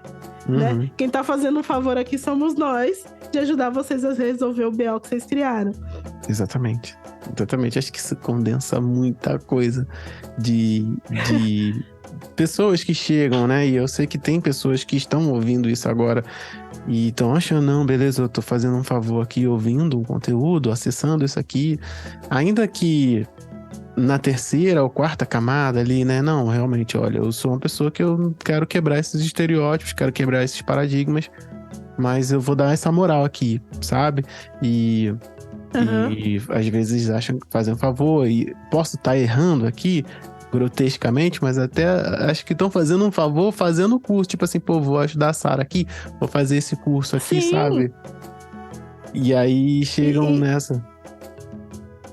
Tem uma galera que eu acho muito legal, porque assim, eu consegui estabelecer uma troca muito honesta, né? E as pessoas entendem que é sim um espaço seguro para assumir esse tipo de coisa. E tem gente que já, tipo, verbalizou mesmo para mim. Comecei a fazer o curso porque eu senti que você tava precisando de uma força. E eu vim por isso. E aí chegou aqui, falei, gente, sim, claro que eu preciso de uma força. Eu sou uma mãe trabalhadora, mãe solo, preciso de grana como todo mundo. Mas não é por isso que eu vou me furtar de falar aquilo que eu acredito, né? E aí as pessoas vão se dando conta disso aí conforme o curso vai rolando. isso é uma coisa que eu tenho me surpreendido, na verdade, porque eu lido com essa questão do antirracismo, de educar para o antirracismo há muito tempo, porque né, eu venho da sala de aula. Sim. E é muito comum que as pessoas aprendam sobre e elas estão super prontas para reproduzir, mas não internalizam, sabe assim? É um antirracista de telão. Sim. Ele sabe tudo que ele precisa fazer e dizer, mas lá no fundo ele ainda se sente superior por isso. E não, eu tenho sentido que essa mudança das pessoas que me procuram para conversar é uma mudança genuína. E talvez seja, inclusive, por conta dessa questão de ser um curso para mães, né? Sim. Porque, em geral, via de regra, são mães brancas de crianças pretas. Sim. Então, ainda que elas não sofram racismo, tem esse lugar, né? De não querer que os filhos sofram. Então, elas se entregam de fato, elas se doam de fato para essa construção. Sim. Eu acho que isso é uma coisa que me surpreende bastante. Não, bacana. Eu também sou muito procurado por mães com esse perfil, né? Mães brancas de crianças pretas, mães brancas que adotaram e querem entender como é a dinâmica e tal. Eu acho que é muito importante a gente trazer para essas observações que não basta simplesmente querer, não basta simplesmente achar que tá contribuindo com uma causa, sabe? Para ganhar o selinho antirracista, tipo, não, mas eu consumo aqui um podcast, eu fiz o curso da Sara, eu sigo o fulano, sigo o Beltrano, sigo o ciclano, mas na hora da contestação, e era algo que eu ia falar há um tempinho atrás aqui, e eu acho que é o momento de falar realmente agora, na hora de se posicionar contra quem está atravessando a criança, para que não a pessoa entenda que tem um adulto se posicionando, mas principalmente a criança entenda que esse ambiente adulto, ele é questionável e que tem adultos questionando esse ambiente, traduzindo, eu tô vendo minha mãe ou meu pai se posicionando contra a pessoa que tá me tratando mal. Isso, eu acho que é a base do empoderamento certo, sabe? Tipo assim, não, isso aqui é errado e eu tô vendo meu pai tomando uma atitude contra isso. Ele tá me ensinando que isso é errado e que se deve contestar. Muito além de dizer que faço curso, escuto o podcast, sigo isso aqui, é se posicionar. E aí, se posicionar, Sara, dentro dessa persona que a gente criou para esse curso, é aquela mãe branca com aquela outra mãe branca que tá fazendo um comentário ridículo na entrada da escola. Exatamente. Que é isso que veio lá da outra pergunta, né? Do papel da maternagem nisso. Isso. Né? E eu sempre provoco os alunos do curso nesse sentido. Quando acontece alguma situação de racismo que ganha mídia aí, eu sempre vou lá no grupo e falo, gente, não basta se indignar e postar a hashtag. A tarefa de casa tá em dia, porque tem todo final de aula tem uma tarefa, né, um desafio. Tá, tudo que a gente discutiu aqui hoje, como é que a gente põe em prática? Sim. Porque se ficar só na teoria, não vai fazer sentido. Então a gente sempre tem esse exercício de começar a mudar alguma prática. E aí é isso, você vai conversar com o teu amigo, você vai chamar aquela mãe de outra criança branca que convive com teu filho, enfim, vai falar com o teu parente o quanto a carga do racismo está atravessando também a sua criança, enfim. Sim. Tem que ter esse movimento de levar adiante, né? De fazer essa discussão chegar onde eu não chego, onde você não chega, porque as pessoas vão olhar pra gente e já vai falar, não quero ouvir. Exatamente. Eu falo muito disso, né? Não é questão de me dar voz, é de ecoar a minha voz onde ela ainda não tá chegando. Sim. Porque eu tenho voz, mas em alguns lugares ela ainda não chega. Sim. Então, eu sempre provoco nesse sentido, de que não adianta nada fazer 1000 cursos incríveis, que tem muito conteúdo muito bom, mas se você pegar tudo isso e colocar na tua pastinha lá no Word, não vai adiantar de nada. É fazer a pergunta, você diria isso que você está dizendo aqui na aula lá, né? Exatamente, porque vem o meu inbox sempre muito cheio de questões. Hoje eu recebi uma mensagem de uma mãe que o filho ganhou um livro e esse livro é extremamente racista, uma mãe branca de uma criança branca. E ela leu e ela entendeu que era racista. Mas lá no finalzinho tinha um desfecho menos racista? E aí ela ficou na dúvida. Ela falou, peraí, será que esse desfecho vai desfazer todo o racismo do livro, né? E aí ela me mandou. E aí eu li também, fiquei horrorizada, assim. Depois eu vou até explanar isso lá no meu perfil. Mas aí eu falei pra ela, e agora? O que você vai fazer com isso? Falei, tá, você enxergou o racismo nisso, você identificou. Isso é um livro que as crianças na escola estão lendo. O que você vai fazer com isso agora? Sim. Ela falou, então, eu vim te perguntar. Eu falei, então amanhã você me conta o que você decidiu. Eu não vou te falar o que você vai fazer. É isso. Você me conta o que você decidiu. E engraçado. Então eu falei pra ela, e o que... Não, pode falar. O que você decidir, eu te apoio. Eu falei, decida e me conta, que o apoio vai vir, mas eu quero que você pense em tudo que a gente discutiu, porque essa semana a primeira turma chega à última aula do curso, né? São 17 semanas aí de discussão. Então, assim, é de se esperar que essa pessoa já tenha aí uma carga, uma base importante para fazer essa reflexão sozinha. Então eu falei para ela, encontro marcado amanhã, você me conta o que você decidiu. E era o que eu ia falar, assim, se você acha que foi o suficiente para trazer aqui no meu inbox, você já sabe o que tem que fazer, né? Exatamente. Ela só queria que ela... Ainda falta muito essa necessidade de validação, que isso é uma coisa quase patológica da branquitude, infelizmente. Essa necessidade de validação, porque desde muito pequeno tudo que o branco faz é bonito, é belo e é incrível, né? Então, quando ele não tem essa verbalização do quanto ele é inteligente e legal, ele sente essa necessidade, essa falta de protagonismo, às vezes as pessoas sentem falta, né? Sim. E precisa trabalhar nisso e entender que em alguns momentos você pode não ter o lugar de fala da pessoa que sofre a opressão, mas isso não significa que você não fala sobre essa opressão, né? Esse conceito de lugar de fala precisa ser muito bem trabalhado, porque pessoas têm usado isso para, não me atinge, então eu não posso falar sobre. E não é nesse lugar que o lugar de fala te tolhe, né? Só você não vai tirar o protagonismo de quem sofre essa opressão, mas você pode sim apoiar e falar a respeito. Isso é uma coisa que a gente está trabalhando agora, inclusive nessa última aula do curso, essa questão do lugar de fala. E sendo bem...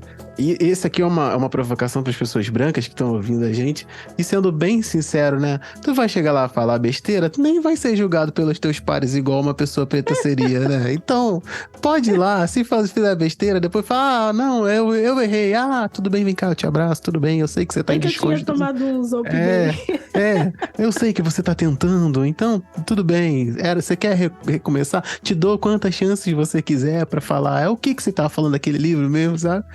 Acho que bota a cara no sol, né, gente? Pô. Exatamente, é isso. A gente, enquanto pessoas pretas, pensa muito pra falar, porque é isso. Quando a gente tem a oportunidade, é uma só. Então você tem que ser... Mas, poxa, você vai ter várias. Então, se não tem problema você queimar a tentativa agora. Pode errar aí, tranquilo, que a sociedade tá esperando.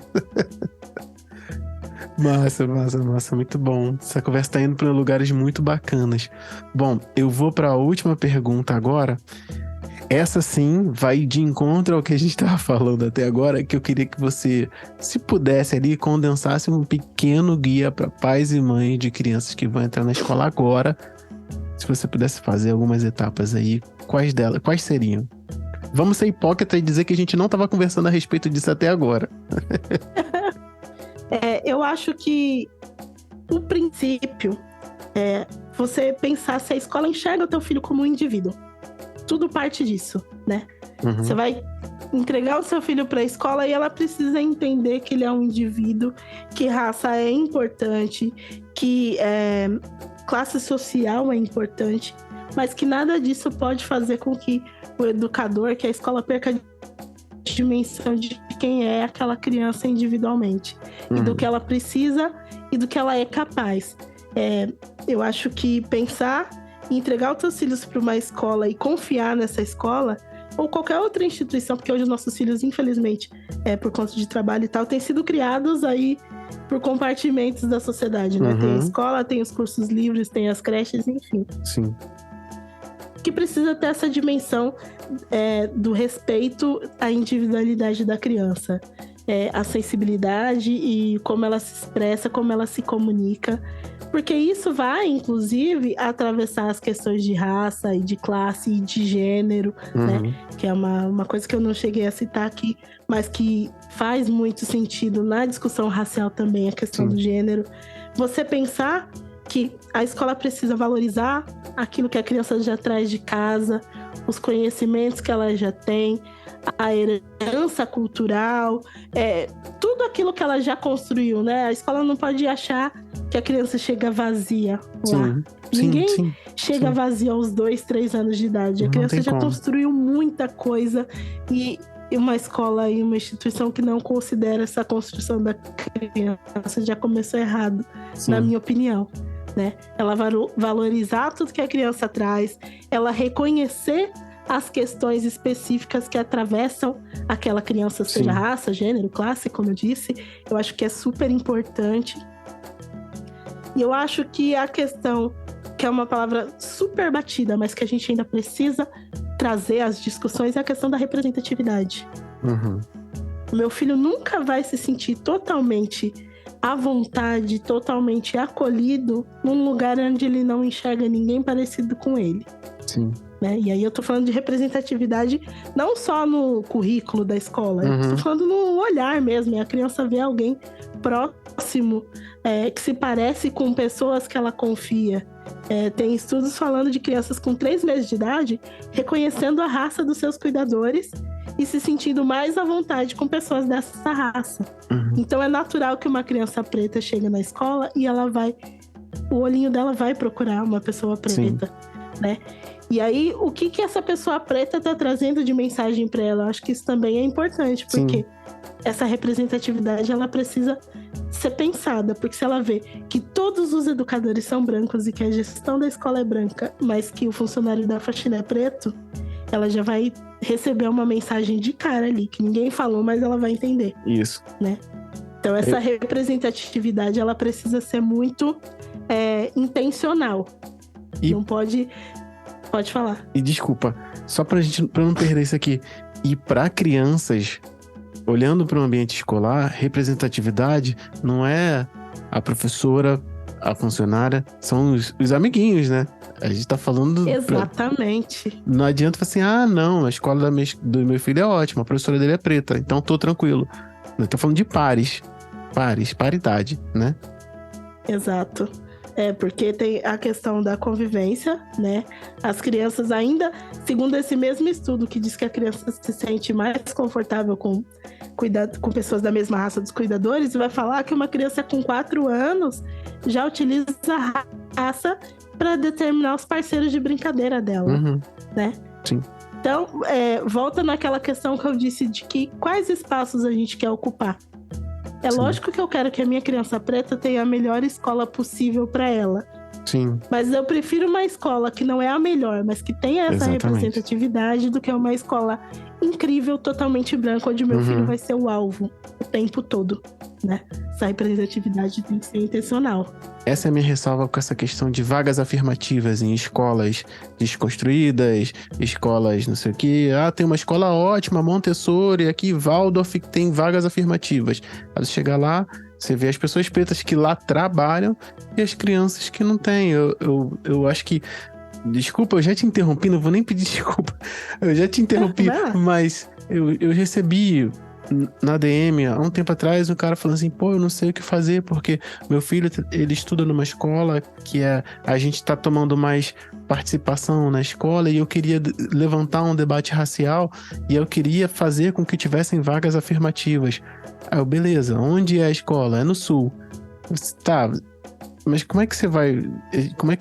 E não que eu não esteja dizendo aqui, não que eu esteja dizendo aqui que não existem negros no Sul, que isso é uma parada que não é verdade. Existe sim, muitos.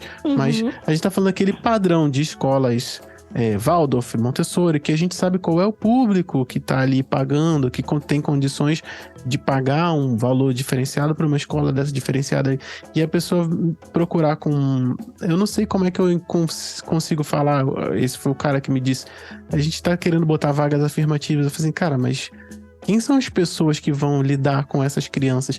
Quem são as pessoas que vão saber lidar com essas diferenças Porque se você não souber lidar com essas diferenças, aí você vai estar fazendo um desserviço.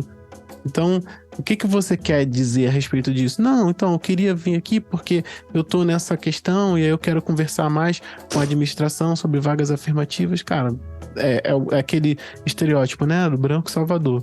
Beleza, mas o que você sabe a respeito disso?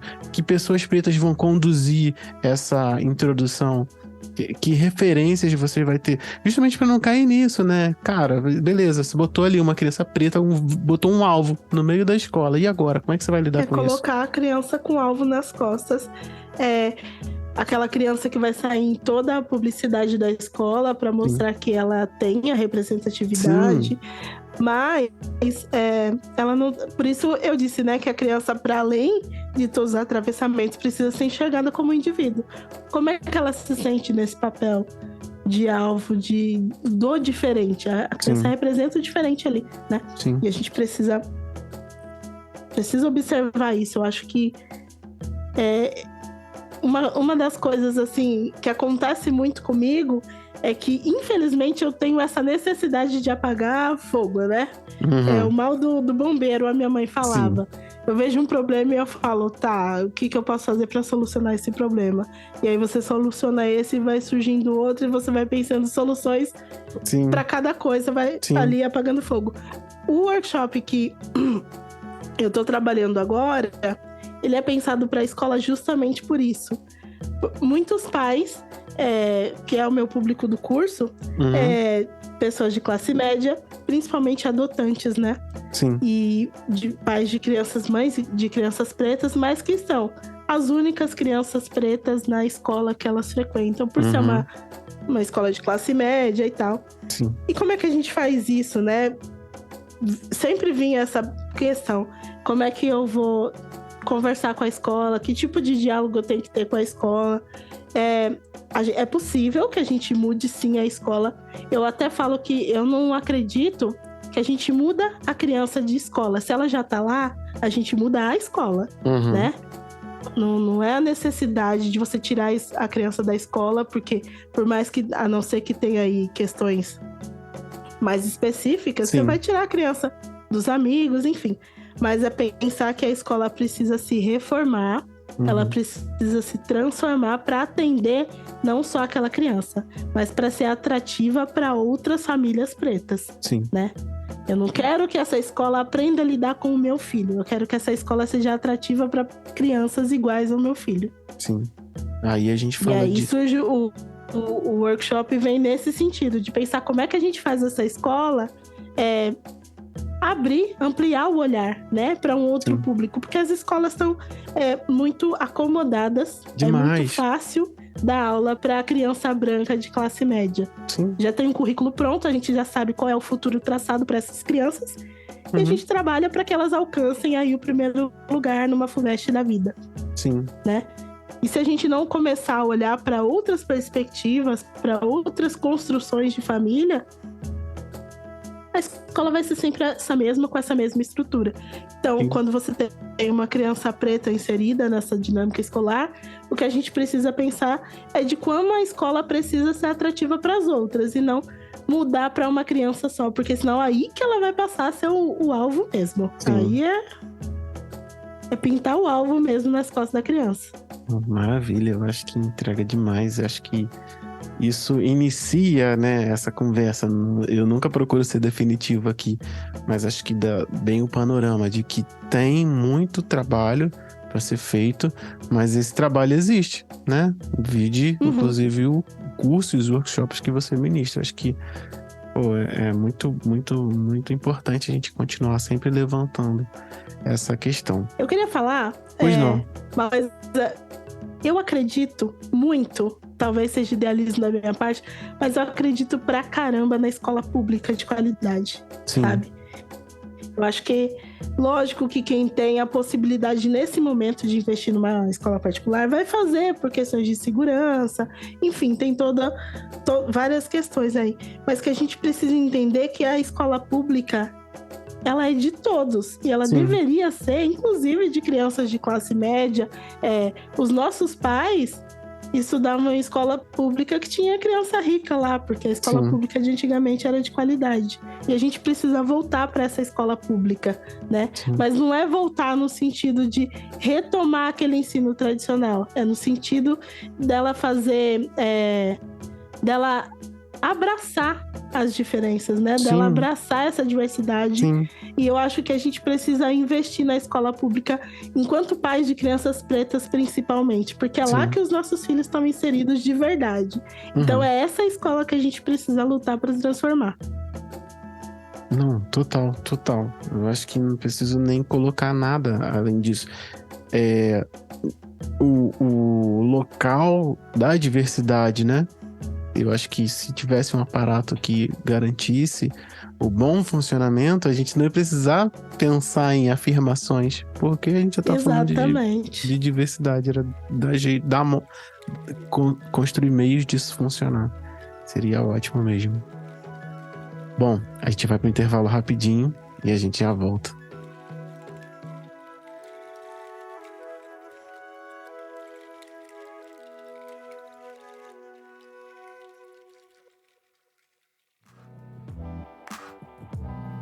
Não foi à toa que eu falei que esse era um grande encontro esperado aqui no Parentalidade Preta. Você tá vendo a potência, ou melhor, ouvindo a potência desse programa. Chegamos ao segundo bloco, o bloco de indicações de podcasts, o que eu lutei muito para conseguir colocar aqui um bloco de indicação de podcasts produzidos por pessoas pretas. Existe uma lenda que diz que pessoas pretas concorrem, podcasts pretos concorrem. Na real, eu acho isso muito ridículo. Eu tenho um espaço aqui, que ele tá chegando a mais gente, e eu queria trazer quem tá no corre também, para fazer com que os episódios cheguem a mais gente. Isso é óbvio, quem abriu a porta vai abrir para as pessoas passarem. E já que você tá me ouvindo aqui e quer ouvir, eu acho que você deveria ouvir mais conteúdos de pessoas pretas, eu vou deixar minha parte nessa construção e trazer as indicações. Hoje eu queria indicar o podcast Mulherismo Africana, da minha amiga Roberta Ribeiro, que foi entrevistada no Parenta 14, homônimo, Mulherismo Africana. A Roberta é uma psicanalista clínica, é professora e pesquisadora de raça, gênero e sexualidade.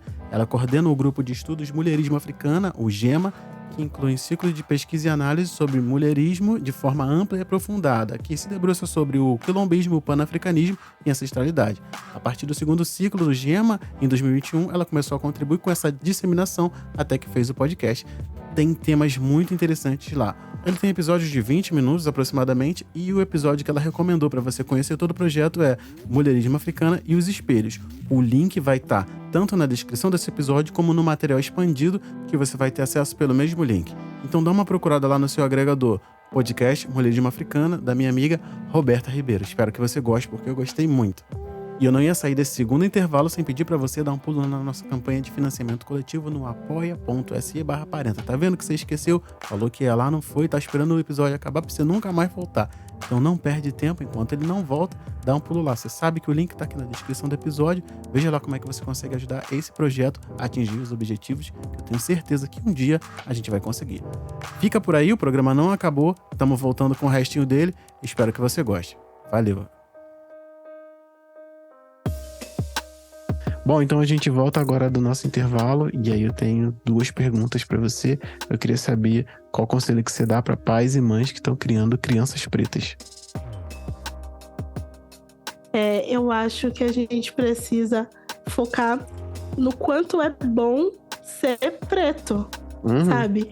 Infelizmente, a gente fala tanto das coisas ruins que atravessam a nossa negritude, e é importante a gente falar, mas às vezes a gente perde a dimensão da riqueza que é ser uma pessoa preta, né?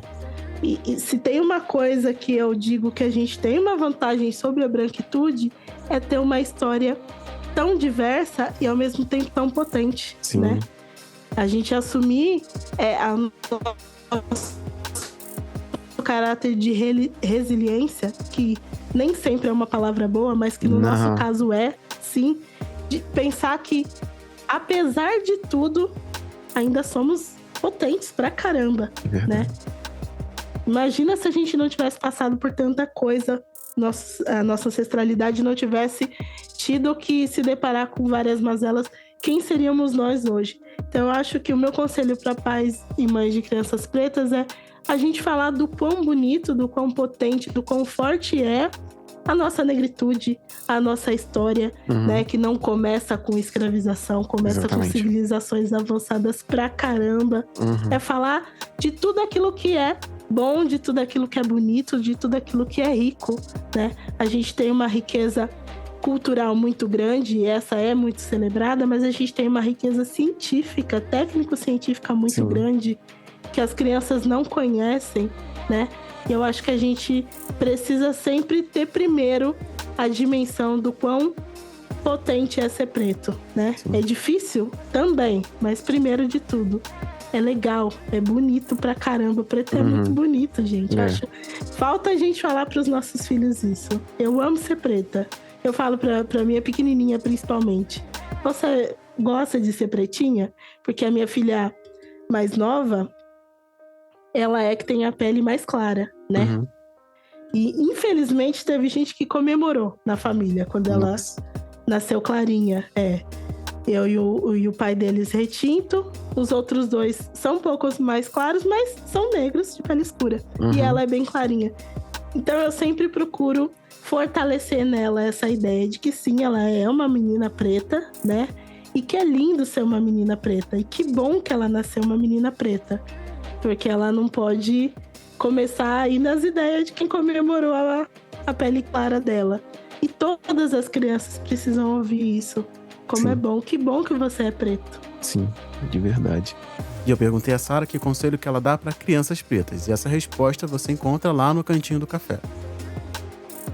Bom, então a gente vai para a última troca, né? Eu queria que você deixasse aí uma mensagem geral e falasse, não deixasse de falar das coisas que você está desenvolvendo agora, principalmente nesse primeiro semestre aqui de 2023, para o crescimento, né? Tanto do seu perfil, tanto das pessoas que procuram. Primeiro eu quero agradecer. Eu acho que, sim, esse encontro estava marcado, precisava acontecer. As pessoas me cobravam. Poxa, você conhece o Diego? Você precisa conversar com o Diego? Sim, gente, conheço sim, claro que sim. E que bom que a gente teve essa troca. Sim. Tá tendo essa troca, né? Porque é uma coisa que vem aí acontecendo e tal. Sim. E eu fico muito grata por acontecer isso. Principalmente porque você sabe que dentro da comunidade preta ainda existe a questão do gênero, né? Sim, muito marcada. Sim. E eu tento muito, não desconstruir, mas derrubar essa barreira. Sim. Eu sei sim, e eu concordo que gênero vai trazer atravessamentos pra gente, mas a gente precisa entender que ele não precisa nos dividir. Exatamente. Então eu acho muito importante a gente ter essa conversa que a gente está tendo aqui nesse sentido. Eu fico muito grata por ter essa troca tão genuína. E é isso, sabe? Eu fico pensando que essa questão da parentalidade, da maternidade, da paternagem preta, ela precisa ser discutida no coletivo. Sim. Né? Eu falo de maternagem porque eu sou mulher, porque eu sou mãe. Mas isso não significa que não faz diferença se tem um pai presente ou não, né? Eu quero pais presentes e eu vejo pais presentes, eu acho que isso é muito importante de falar, e que não existe uma criança sendo cuidada por uma única pessoa, não existe criança preta cuidada por uma única pessoa, né? Eu sou mãe solo, mas isso não significa que as experiências das minhas amigas e do pai dos meus filhos não vão atravessá-los, porque comunidades pretas criam crianças no coletivo até quando não querem, até quando não sabem. Exatamente.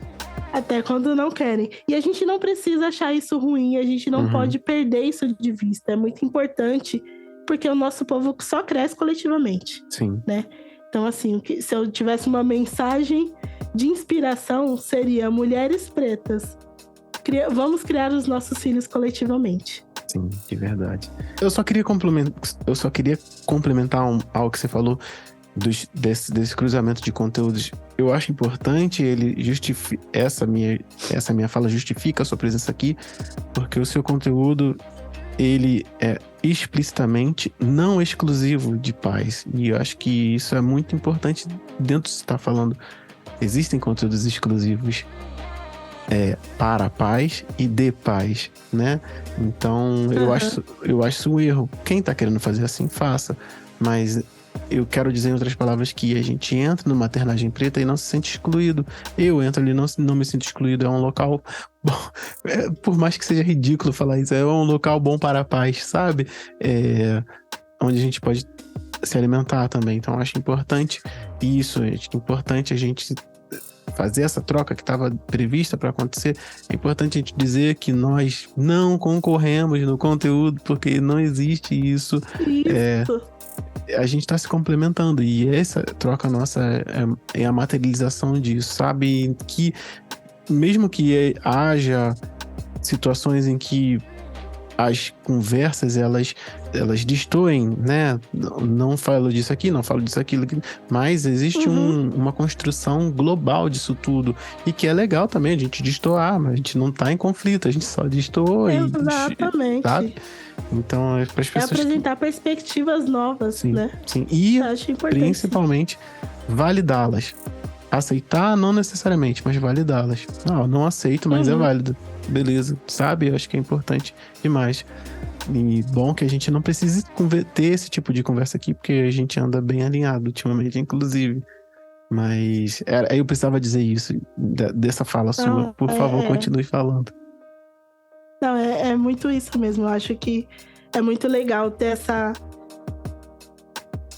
complementar. Eu tenho discussões, conversas, trocas com pessoas que exercem a parentalidade assim, de perspectivas muito diferentes, né? É uma coisa que eu tenho pensado, inclusive, em como trazer. A gente, enquanto pessoas pretas, tem organizações familiares diversas, né? E eu tenho entrado em contato com muitas irmãs que cuidam dos irmãos, né? Que fazem esse trabalho. E eu acho que é importante a gente agregar isso, né? Não exclui. Eu falar da minha perspectiva de mãe, não exclui as irmãs que estão ali ouvindo o meu conteúdo e trazendo demandas delas para que eu inclua nas discussões. Enfim, pensar outras perspectivas e outros arranjos familiares. Eu acho que a gente não pode excluir nenhum arranjo familiar. Não. Com relação ao meu conteúdo e ao meu perfil, cada vez mais eu tenho entendido que a educação é uma coisa que não sai de mim, né? Não adianta. Por vários motivos, eu cheguei à conclusão de que em 2023 eu me torno uma educadora na internet. Eu não sou uma blogueira, eu não sou uma creator, eu sou uma educadora na internet. Também não me considero uma educadora parental, porque isso é uma discussão que a gente está tendo bastante no meu perfil, porque infelizmente eu ainda considero esse meio muito pouco racializado. Eu acho que ele precisa ser racializado ainda mais, mas eu ainda não entendi o que eu posso fazer nessa construção. Então eu ainda tenho pensado muito sobre, né? Mas que eu cada vez mais assumo esse lugar de trazer a perspectiva da educadora, né? Lógico que uma educadora mulher, negra, mãe, e sem fugir dessas perspectivas.